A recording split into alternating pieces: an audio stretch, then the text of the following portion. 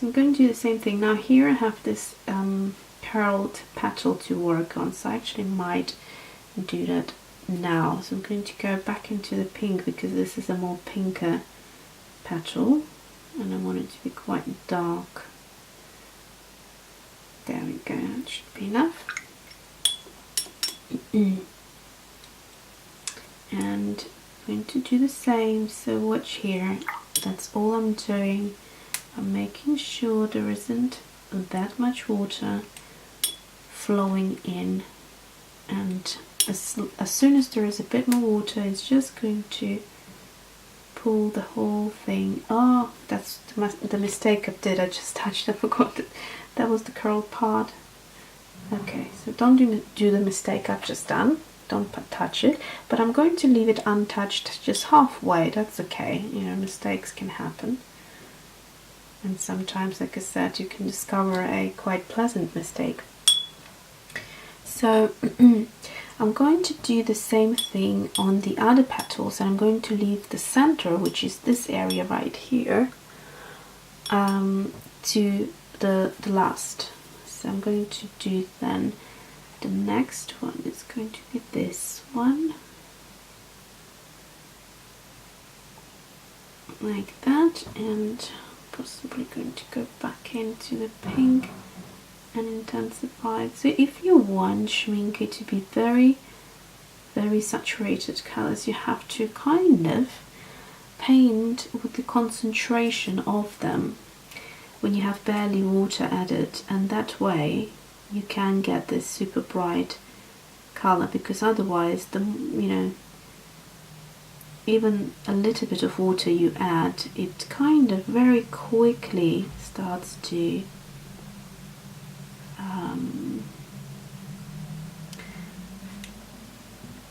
make the color go quite pale and loses the vibrancy very, very quickly. Some watercolors don't do that at all. You can,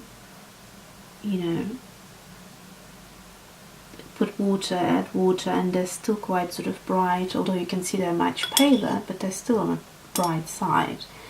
Not with schminke. So they're quite creamy, so you get a lot of color if you want. You can get a lot of color if you want, is what I was trying to say. Okay, so we are doing this sort of like a lip looking curling here, and I'm going to leave it just for now and probably go into this lovely permanent carmine just once more. And now very careful here, very delicate. In actual fact, I could swatch now or switch to the number 1 brush, and because it's a lot finer, but to be honest with you, I like this brush. I can get there if I just hold it very carefully. I can do that. Oops. There, I said it. Okay. Try not to see these little accidents that happen as mistakes.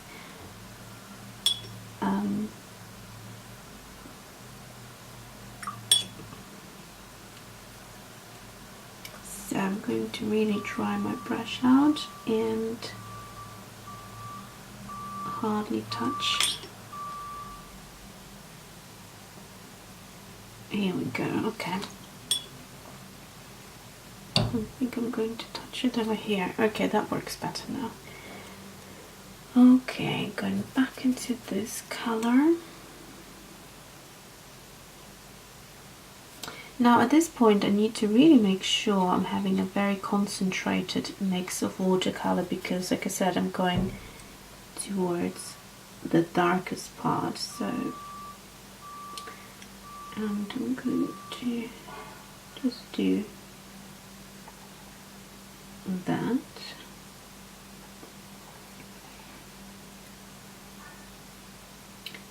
And for that I'll probably actually mix up the Peony Maroon because it's the darkest color. I will add that. Oh, actually there's one more petal left which I didn't see.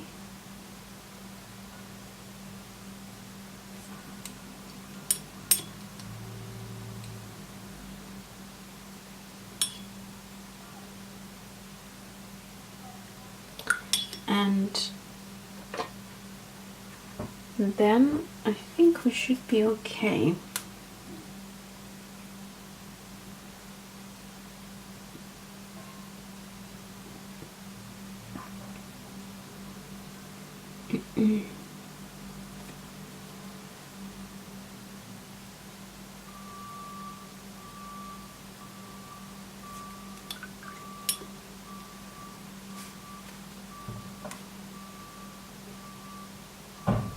You can see I'm barely touching it just to pull out the color a little bit more, like this, leaving a little gap there. Sometimes what you can also notice is that like one petal can stick out too much, like at the moment is this petal right here, but oh yeah, that's because I haven't done the dark part, so I will have to go back into it. So I forgot to do the curling here, that's why it's sticking out. Okay, right, so let's concentrate on that. So next one is going to be Peony Maroon, and I'm going to add that to the already existing color, but I'm going to also deepen it with the Brilliant Purple, and that should give us nice deep color, hopefully. And I'm going to just go everywhere around like so. And at this point I'm going to wait for it to dry or use the heat gun and then go back to that petal. So let me do that quickly.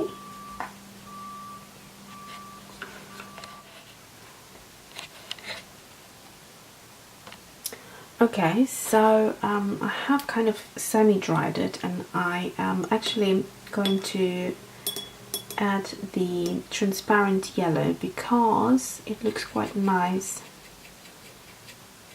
when it moves into those darker colors. I'm just going to dab it in and look at this gorgeousness. So when it mixes, it just becomes, I find this transparent yellow from Schminke, I've mentioned this before, but there is something about it which just is very, very beautiful. It makes any color, so if you try to mix it with greens, like for example here, so these two greens are mixed with transparent yellow, and this is the color I came out with, so they're very pretty. It's a very pretty color that makes it, lifts every other color, makes it more interesting. So I'm going to go back in now actually and use this same watercolor because I don't need that much of it, so it doesn't really matter what tone it is. And I'm going to really do a very fine line like this, and maybe even here because the gap is just too much, too thick. Okay, so that should be it. And now while this is finishing, oh my god, you won't believe what I just done. I washed my brush in my tea. That was a nice tea, so it has to go now. Oh, okay, so I'm going to now clean up my brush and move on to the green.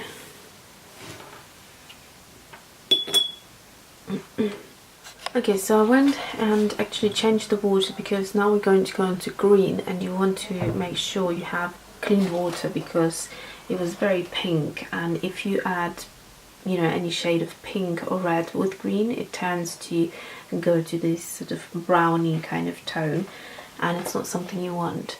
So I'm going to use my Tear Off palette, which is really useful if you have a palette that is quite annoying.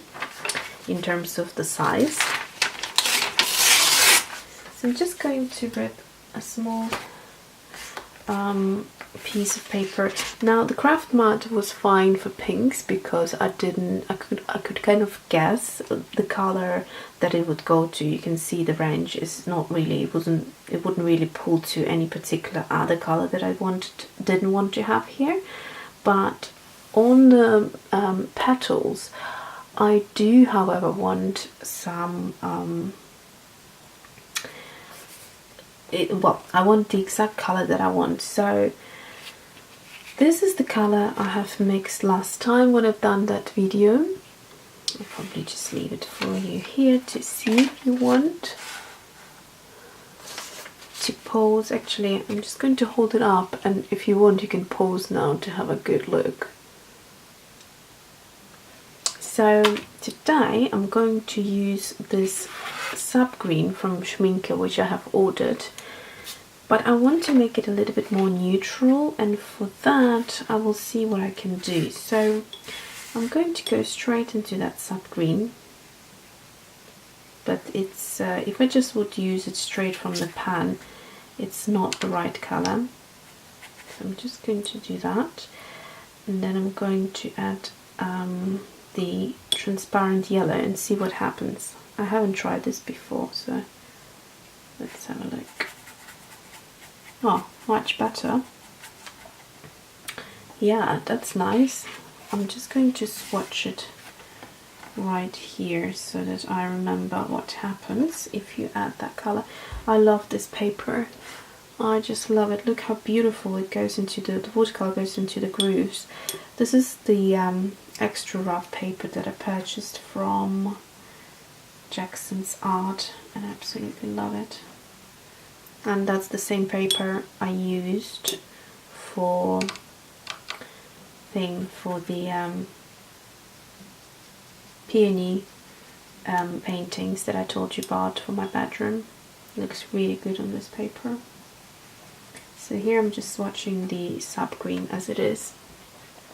Okay, so that's a neat color. So it's kind of greener than the color I mixed here. So it's almost like the Prima Confections, that sort of brightness. Yeah, really nice color. Okay, so I think that's the color I'm going to go with. I quite like that. And if you want to deepen it, you can of course add more of the sap green, and that's going to be the same strategy here as I done on the petals. So I want to kind of mix up the colors as I'm going. I'm not going to have just a flat wash. So to begin with, I'm just following the line and the shape of this petal, and I'm avoiding the pencil because you remember why.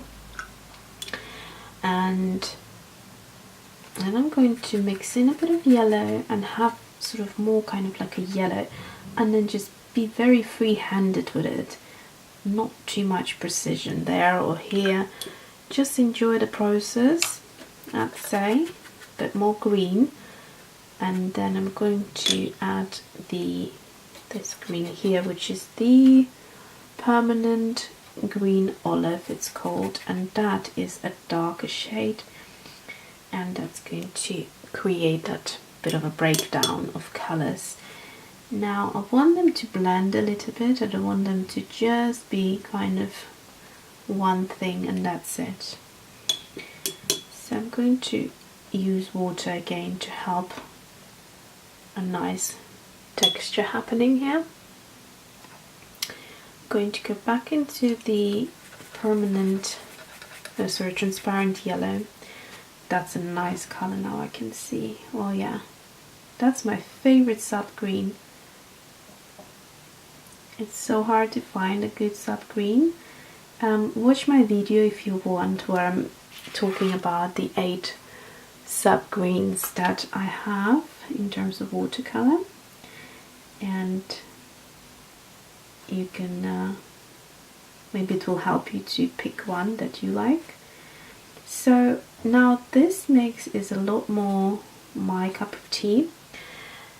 And I think I'm going to go back into this color and try to tone it down slightly because there's too much going on there at the minute. Okay, I'm going to grab a tissue for my water control, and I'm just going to kind of break it down here and there, and you can see I'm leaving a white line in the middle because that is the highlight of the petal, and that's what I'm going to do. So possibly here I'm going to take off this watercolor, and while it's still wet I'm just going to go into here and in certain areas add it. So as this is more of a rescue, it's quite often with rescues you kind of try to rescue something and you end up overdoing it, so I'm very carefully trying to just add this lovely mix into certain areas and mix it with the different colors in a different way, because I don't want to have the same color going on. And I have to wait now a little bit before I add water, because if I add water, what will happen is, as you've seen before, it will just all become that very same color. Now I can see that I need to go back in and intensify this mix right here because it's not intense enough.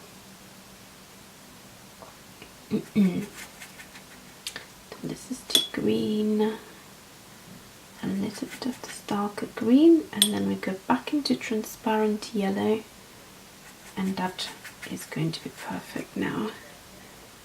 Okay.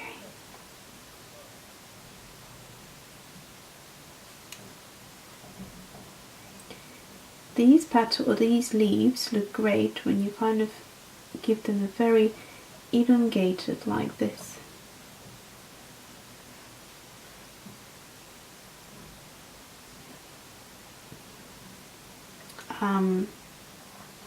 Ends. Looks quite natural. So I'm going to do the same thing as I've done here. Can you see the blooms, how beautiful they start to look? So not there yet. This would be too early if I do start to recreate that. Oh, I've got a bit of a mess here. So I'm going to go in with this watercolor, and then this one is ready now in terms of there wasn't too much water happening there, so it dried quite quickly and it's ready for my blooms.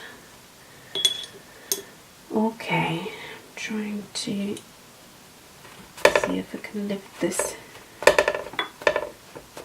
color. Okay, so now I'm going to go back in and try to create, well, have the same color but slightly darker for the stalk. I want the stalk to stand out a little bit more, and I'm going to follow one line down like this.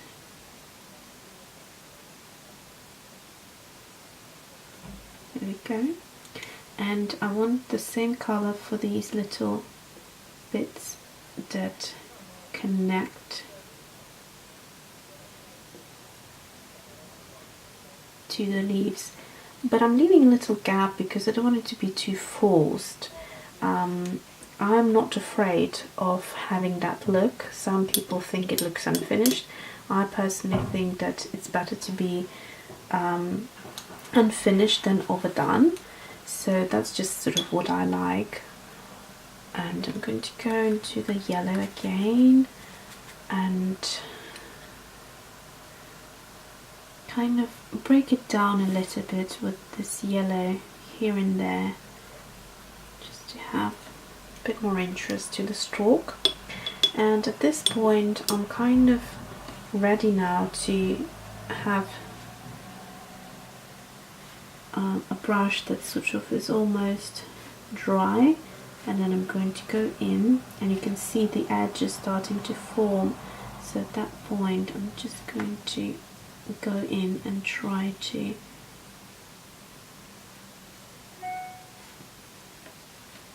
pull the color down slightly, and that is it. And you can kind of, if you want to look at the stalk to look like it's cut, you can give it a straighter edge going down like this. And sorry, I just realized I've done it off camera. There we go. So it looks kind of pointy, and that will look like it's cut. Alright, so I think this is it. Okay, so at this point I can add water because it's almost dry, and that is going to create these lovely blooms. And instead of looking quite flat as it's doing right now, you will see, there you go, the blooms are happening. You can use things like salt for texture, but this is the easiest and the quickest way of creating texture. So the last thing to do is to wait until it's all completely dried, and then you're going to take your rubber and just erase the pencil lines, which I won't be doing because I think you can figure out how to do it. But basically make sure you are 100% sure that the watercolor is dry, because if it's not, then you're going to pull out the watercolor onto the paper and create a mess. So yeah, and I hope you enjoyed it. It's my favorite way of painting peonies, because they're quite a complicated flower in terms of the amount of petals and where they all come out of and things like that. It can be quite overwhelming, and you might not know where to start, but start with the center and work yourself out like you saw, or you can start with the petal outside and work yourself in. Just try whichever you like, and I hope this helps you. If you do try, do let me know, and yeah, I hope you enjoyed it, and thanks for watching. See you soon.